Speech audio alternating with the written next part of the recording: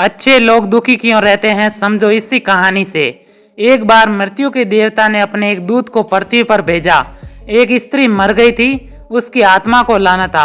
आदेश पाकर देवदूत आया, लेकिन वहां जाकर वह बेहद चिंता में पड़ गया, क्योंकि 3 छोटी छोटी लड़कियां, वो भी जुड़वा, एक अभी भी उस मर्त स्त्री के स्तन से लगी हैं। एक चीख रही हैं, दूसरी पुकार रही हैं, एक रोते रोते सो गई हैं। उसके आंसू उसकी आंखों के पास सूख गए हैं। 3 छोटी जुड़वा बच्चियां बेसुध और स्त्री मर गई हैं। कोई देखने वाला नहीं है। पति पहले मर चुका था। परिवार में और कोई भी नहीं है। इन 3 छोटी बच्चियों का क्या होगा? उस देवदूत को जब ये ख्याल आ गया तो वो बेहद दुखी मन से खाली हाथ वापस लौट गया और बिना उस स्त्री की आत्मा को लिए ही अपने धाम पहुंच गया। उसने जाकर अपने प्रधान देवता से कहा कि मैं न ला सका, उस स्त्री की आत्मा मुझे क्षमा करें। लेकिन आपको वर्तमान स्थिति का पता ही नहीं है। 3 जुड़वा मासूम बच्चियां हैं, छोटी छोटी, दूध पीती और अभी भी मर्त माँ के स्तन से लगी हैं। एक रोते रोते सो गई हैं, दूसरी अभी चीख पुकार रही हैं। हृदय मेरा ला न सका। क्या यह नहीं हो सकता कि इस स्त्री को कुछ दिन और जीवन दान दे दिया जाए? कम से कम ये बेसहारा लड़कियां थोड़ी बड़ी हो जाए, क्योंकि इस दुनिया में अब उन्हें देखने वाला कोई नहीं है। मृत्यु के देवता ने उसकी बातों को ध्यान से सुनकर गुस्से में कहा, अच्छा तो तुम बड़ा समझदार हो गया है। उस व्यक्ति से भी ज्यादा जिसकी मर्जी से मौत होती है, जिसकी मर्जी से जीवन होता है, जो पूरी दुनिया का मालिक है, तो तूने अपने जीवन में आज पहला पाप कर दिया है और इसकी तुझे सजा मिलेगी। और सजा यह है कि तुझे पृथ्वी पर वापस चले जाना पड़ेगा और जब तक तू 3 बार अपनी मूर्खता पर न हंस ले तब तक वापस यहाँ न आ सकेगा। वह देवदूत राजी हो गया दंड भोगने के लिए, लेकिन फिर भी उसे लगा कि सही तो मैं ही हूँ और तब अपनी मूर्खता पर हंसने का मौका कैसे आएगा। उसे लगा कि ये शायद असंभव है। उस देवदूत को वापस पृथ्वी पर फेंक दिया गया। वहीं पास में ही जहाँ देवदूत बेसुध पड़ा हुआ था, एक मोची सर्दियों के दिन करीब आने के कारण कुछ रुपए लेकर अपने बच्चों के लिए गर्म कपड़े और कंबल खरीदने शहर जा रहा था। उसने राह के किनारे एक नंगे आदमी को ही पड़े हुए ठंड में ठिठुरते देखा। ये नंगा आदमी वही देवदूत हैं जो पृथ्वी पर फेंक दिया गया था। उस मोची को देवदूत की हालत देखकर दया आ गई और उसने कुछ सोच विचार कर अपने बच्चों के लिए कपड़े खरीदने के उस देवदूत के लिए कंबल और कपड़े खरीद लिए। देवदूत के पास न खाने के लिए कुछ था और न ही रहने का कोई ठिकाना। उस पर तरस खाकर मोची ने कहा कि तुम मेरे साथ मेरे घर चलो और अगर तुम्हें देखकर मेरी पत्नी नाराज भी हो जाए तो बुरा मत मानना, क्योंकि बच्चों और परिवार के कपड़े खरीदने के पैसे मैंने तुम पर खर्च कर दिए। इसे जानकर पत्नी जरूर नाराज होगी, लेकिन फिर सब कुछ दिनों में ठीक हो जाएगा। उस देवदूत को अपने साथ लेकर मोची घर लौटा, लेकिन न तो मोची को देवदूत की सच्चाई पता था और न ही उसकी पत्नी को। जैसे ही देवदूत को लेकर मोची घर में पहुंचा, उसकी पत्नी एकदम पागल हो गई, बहुत नाराज हुई, बहुत चीखी चिल्लाई।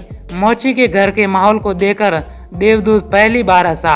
उसे हंसते देख अचरज में मोची कहा, हंसते क्यों हो भाई, बात क्या है? देवदूत ने गंभीरता से कहा, मैं जब 3 बार हंस लूंगा तब सब बता दूंगा, लेकिन फिलहाल मुझसे कुछ मत पूछो। दरअसल देवदूत पहली बार इसलिए हंसा क्योंकि उससे देखा कि इस मोची की पत्नी को पता ही नहीं है कि मोची एक देवदूत को अपने घर लाया है, जिसके आते ही घर में हजारों खुशियां अपने आप आ जाएगी और उनके सारे गम दूर हो जाएंगे। लेकिन आदमी देख ही कितनी दूर तक सकता है। पत्नी तो इतना ही देख पा रही है कि उसने एक कंबल और बच्चों के कपड़े नहीं खरीदे। जो खो गया है वह देख पा रही हैं, जो मिला है उसका उसे अंदाजा ही नहीं है। घर में देवदूत आ गया है, जिसके आते ही हजारों खुशियों के द्वार खुल जाएंगे। इसलिए देवदूत हंसा। उसे महसूस हुई अपनी मूर्खता, क्योंकि मोची की पत्नी अपने भविष्य को नहीं देख पा रही हैं, जो उसके साथ होने वाला है बहुत जल्द ही, क्योंकि वह देवदूत था। कुछ दिनों में ही उसने मोची के सब काम सीख लिए और फिर उस देवदूत के बनाए जूते इतने प्रसिद्ध हो गए कि मोची कुछ महीनों के भीतर ही धनवान हो गया। साल होते होते तो उसकी ख्याति सारे प्रदेश में पहुंच गई कि उस जैसा जूते बनाने वाला कोई भी नहीं है, क्योंकि वह जूते देवदूत बनाता था जो बेहद खूबसूरत हुआ करते थे। सम्राटों और राजाओं के जूते वहां बनने लगे। मोची के घर धन की बरसात होने लगी। एक दिन प्रदेश के सम्राट का एक आदमी मोची के घर आया और उसने एक बेशकीमती चमड़े के टुकड़े को देते हुए कहा कि यह चमड़ा बहुत कीमती है, आसानी से कहीं मिलता नहीं। सम्राट के लिए अच्छे जूते बना दो, लेकिन कोई भूल चूक नहीं करना।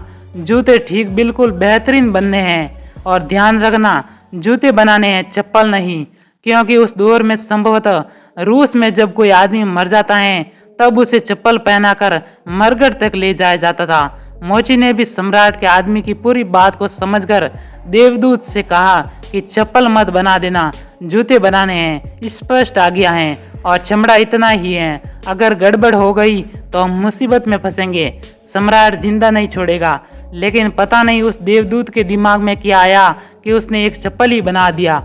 बाद में जब मोची ने देखा कि चप्पल बने हैं तो वह क्रोध से आग बबूला हो गया। वह डंडा उठाकर उसको मारने के लिए तैयार हो गया कि तू हमारी फांसी लगवा देगा, और तुझे बार बार समझा कर कहा था कि चप्पल बनाने ही नहीं है, फिर चप्पल किस लिए। देवदूत फिर खिलखिलाकर हंसा। उसे देखकर मोची हैरान। तभी वही आदमी सम्राट के घर से दोबारा भागता हुआ आया। उसने कहा, जूते मत बनाना, चप्पल ही बनाना, क्योंकि सम्राट की अभी अभी मृत्यु हो गई है। भविष्य अज्ञात है, सिवाय ऊपर वाले के और किसी को ज्ञात नहीं, और नश्वर आदमी तो अतीत के आधार पर निर्णय लेता है। सम्राट जिंदा था तो जूते चाहिए थे, मर गया तो चप्पल चाहिए। उसके बाद तब वह मोची उस देवदूत के पैर पकड़कर माफी मांगने लगा कि मुझे माफ कर दे, मैंने तुझे मारा। देवदूत ने कहा, कोई बात नहीं, मैं अपना दंड भोग रहा हूँ, इसमें तुम्हारी कोई गलती नहीं। लेकिन वह देवदूत आज दोबारा हंसा था। मोची ने फिर पूछा उसके हंसी का कारण। उसने फिर कहा कि जब मैं 3 बार हंस लूं तब बताऊंगा। दरअसल वो देवदूत दोबारा हंसा, सिर्फ इसलिए कि भविष्य किसी को ज्ञात नहीं है। फिर भी लोग असीमित आकांक्षा, ईर्ष्या, घृणा, द्वेष रखते हैं जो कि पूरी तरह व्यर्थ हैं। फिजूल की लालसा व लोभ करते हैं जो कि कभी पूरी नहीं होती। हम याचक की तरह मांगते हैं जो कभी नहीं मिलता, क्योंकि कुछ और ही मिलना तय है।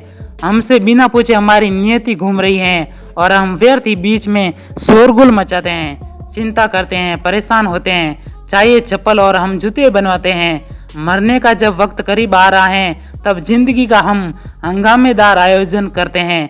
सिर्फ वर्तमान समय ही हमारा है, लेकिन हम भूत और भविष्य के बारे में दिन रात सोचकर बेमतलब की चिंता में मरे जा रहे हैं। अब उस देवदूत को लगने लगा कि वे बच्चियां, मुझे क्या पता भविष्य उनका क्या होने वाला है। मैं बेमतलब का उनके बीच में आया, क्योंकि होनी तो बहुत पहले से तय है। कुछ दिनों के बाद एक तीसरी घटना घटी कि एक दिन 3 लड़कियां उस मोची के यहाँ पहुंची। उन तीनों लड़कियों की शादी हो रही थी, इसलिए वे तीनों अपने लिए जूतों के ऑर्डर देने वहां गई थी। एक बूढ़ी महिला भी उनके साथ आई थी जो बहुत अमीर दिख रही थी। देवदूत उन्हें देखकर पहचान गया। ये वही 3 लड़कियां हैं जिनको वह अपने मर्द माँ के पास छोड़ आया था, और जिनकी वजह से वह दंड भोग रहा है। वे सब वर्तमान में बहुत स्वस्थ और सुंदर दिख रही हैं। उसने जानना चाहा कि क्या हुआ। उसके बाद ये बूढ़ी औरत कौन है। अब बूढ़ी औरत ने सब कुछ बताना शुरू किया। उसने कहा कि ये तीनों बच्चियां मेरी नहीं हैं। इनके जन्म के दौरान भूख और अभाव के कारण माँ के शरीर में दूध नहीं था, और ये 3 बच्चियां जुड़वा इनकी माँ ने दूध पिलाते पिलाते ही मर गई। जब मैंने उन्हें देखा तो मुझे इस अनाथ बच्चियों पर दया आ गई। मेरे कोई बच्चे नहीं थे, इसलिए मैंने इन तीनों बच्चियों को गोद ले ली। बूढ़ी महिला ने अपनी बात को आगे बढ़ाई और कहा, अगर आज भगवान की कृपा से इनकी माँ जिंदा रहती तो भी शायद ये तीनों बच्चियां गरीबी, भूख, दीनता और दरिद्रता में बड़ी होती। माँ दुर्गा भविष्य भले ही मर गई हो, फिर भी ये तीनों बच्चियां बहुत बड़े धन, वैभव व संपदा में पली, और अब मेरे बाद सारी संपदा की ये 3 मालकिन है। फिलहाल इन तीनों का एक सम्राट के परिवार में विवाह हो रहा है। देवदूत फिर तीसरी बार हंसा और विस्तार से मोची को उसने पूरी घटना बताई। उसने कहा, भूल मेरी थी, नियति बड़ी है, और हम उतना ही देख पाते हैं जितनी समझ है, लेकिन जो कभी नहीं देख पाते बहुत वृहद विस्तार है उसका। मैं अपनी मूर्खता पर 3 बार हंस लिया हूँ। अब मेरा दंड पूरा हो गया और अब वापस जा रहा हूँ। इसके बाद देवदूत को अपनी गलती का एहसास हुआ और वह अपने धाम को लौट गया। वीडियो अगर पसंद आई हो तो वीडियो को लाइक और चैनल को सब्सक्राइब करें। धन्यवाद।